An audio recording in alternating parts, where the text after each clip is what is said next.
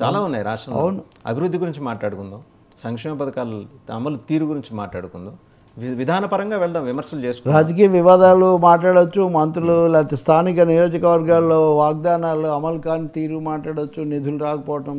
ఇప్పుడు రాయలసీమ ప్రాజెక్టులు అవన్నీ మొన్న నేను ఎక్కడో అంబటి రాంబాబుతో ఇంటర్వ్యూ చేస్తే అదే అడుగుతున్నాం మేము. ప్రాజెక్టులు అన్నీ అట్లే ఉన్నాయండి. పోలవరం అంటే సరే కనీసం డయాఫ్రమ్ వాళ్ళు కఫర్ డ్యామ్ ఏదో చెప్తున్నారు. మిగతావన్నీ కూడా 60,000 కోట్లు కేటాయిస్తే బడ్జెట్కు ఇరిగేషన్కు 30,000 కోట్ల మటుగా ఖర్చు అయ్యి అవి కూడా సద్వినియోగం. అండ్ అస్టానిషింగ్ ఏంటంటే సార్, కడప జిల్లాలో అంటే ఇప్పుడు ఏవో రకరకాల జిల్లాలు అయినాయి. నేను ఉమ్మడి కడప జిల్లాలో మాట్లాడుతున్నా, ముఖ్యమంత్రి కూడా ఆ భాషలోనే మాట్లాడుతున్నాను. అంతే. ఒక అన్నమయ్య ప్రాజెక్టు గేట్లు తెగ్గొట్టుకొని ఆ ఉధృతికి మొత్తం కొట్టుకుపోతే, అలాంటి అంశం మీద ప్రిన్సిపల్ అపోజిషన్ సైలెంట్గా ఉంది, ఇంతవరకు మాట్లాడలా. జనసేన ఏవో ఆందోళన చేసింది, వాళ్ళు గట్టిగా నిలబడ్డారు, సాయం చేశారు, బాధితులకు ఇన్ని చేస్తే సరే, తర్వాత గవర్నమెంట్ పరంగా చేయాల్సినవి అవేవో జరిగినాయి. అది కదా ఇప్పుడు ఆ ప్రాజెక్ట్ నిలబెట్టుకోవడానికి ఏం చేద్దాం, ఇలాంటివి మాట్లాడండి, జనం ఎంకరేజ్ చేస్తారు. అవును, కరెక్ట్.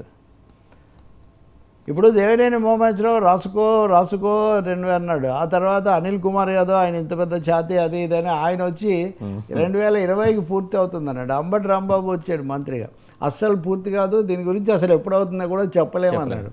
అసలు చేయాల్సిన కేంద్రం సైలెంట్. ఇవి కదా నిజమైన అంశాలు.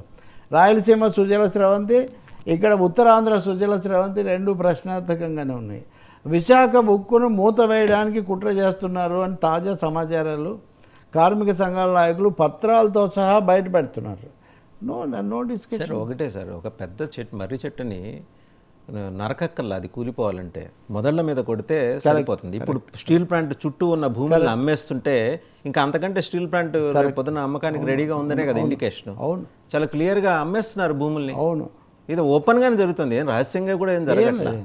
అంటే privatisation is official policy, disinvestment వాళ్ళ పాలసీలో భాగంగా చేస్తున్నారు.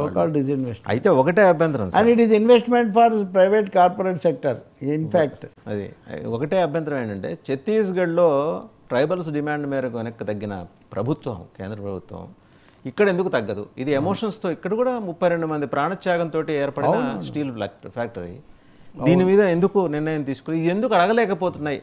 సరే, పాలకపక్షం అంటే సరెండర్ అయిపోయింది బీజేపీకి అని వాళ్ళు అన్నట్టు. అవును, మీరు అడగచ్చు కదా. అవును, అంటే ఇది ఎట్లుంటుందంటే వీళ్ళని అడిగితే వాళ్ళని అడగమంటారు, వాళ్ళని అడిగితే వీళ్ళని అడగమంటారు. సూరయ్య సుఖవాసి పేరయ్య పెద్ద మనిషి, అమ్మకెత్తరా చెప్పులు గంప అని ఒక సామెత. సో ఇద్దరిని ఏం లేదు, చివరకు